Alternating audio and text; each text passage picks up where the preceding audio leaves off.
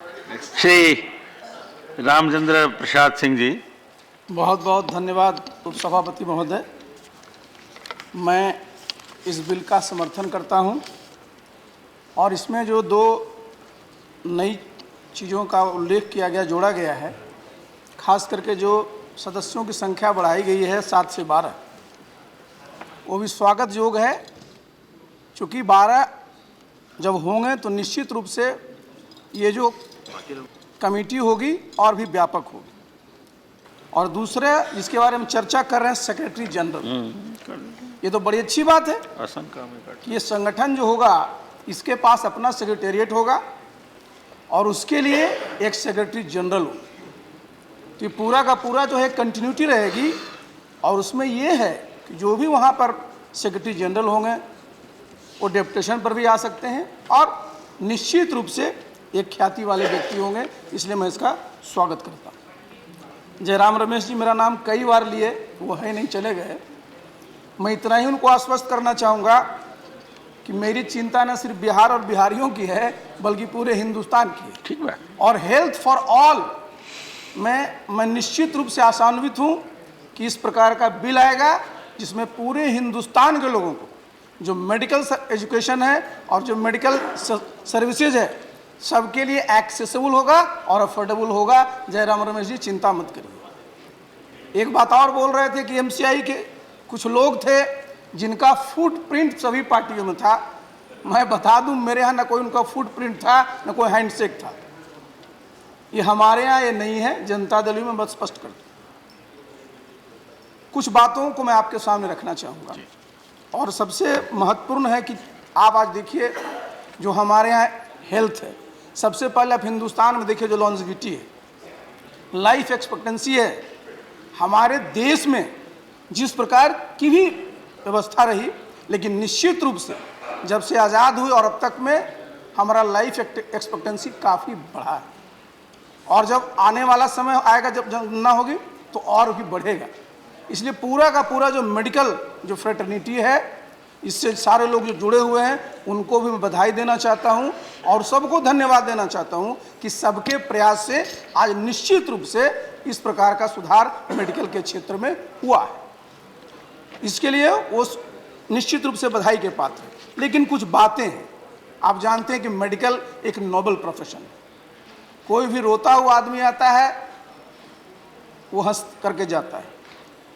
तो इसमें जो इथिकल स्टैंडर्ड है बहुत है।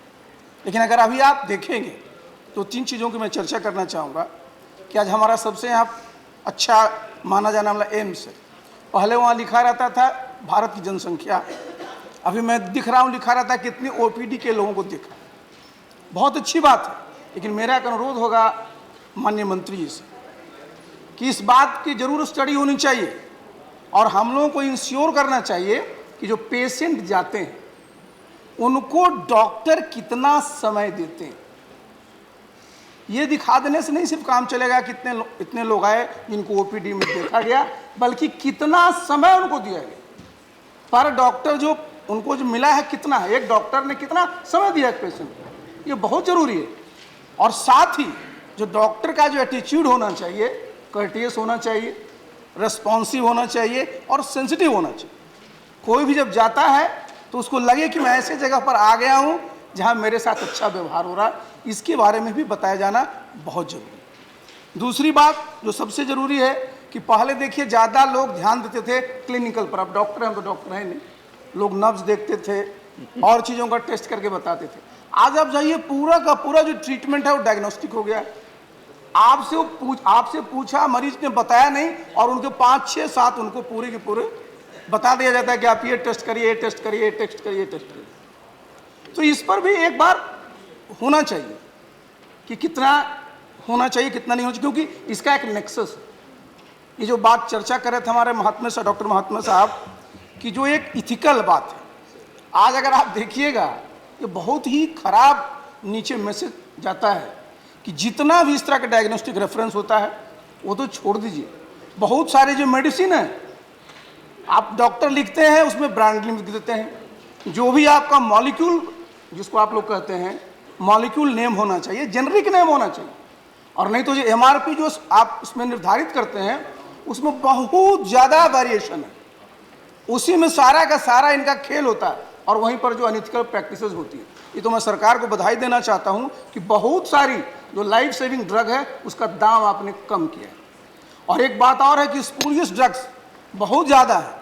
पटना के जो बहुत सबसे प्रसिद्ध डॉक्टर हैं, उनकी पत्नी का भी देहांत हुआ, वो ठीक अपना दवा नहीं दे पाए, जो स्पूरियस ड्रग है। तो जितने भी ड्रग हैं जो आपके पास ड्रग कंट्रोल जो ऑर्डर है, उसमें ज़्यादा से ज़्यादा ड्रग को लाइए और एक कमेटी ऐसी बनाइए इसमें सिर्फ डॉक्टर ही न रहे, सिर्फ दवा कंपनी नहीं रहे, बल्कि जैसा कह रहे थे महात्मा साहब कि और लोगों को रखिए, जिससे कि ये पता तो चले कि जो भी आदमी जाए अगर दुकान से दवा ले रहा है तो दवा की इफिकेसी पर, उसके जेन्युइननेस पर पूरा का पूरा उसका भरोसा हो, एक ट्रस्ट हो कि अगर हम ये दवा लेंगे तो निश्चित रूप से हम स्वस्थ होंगे।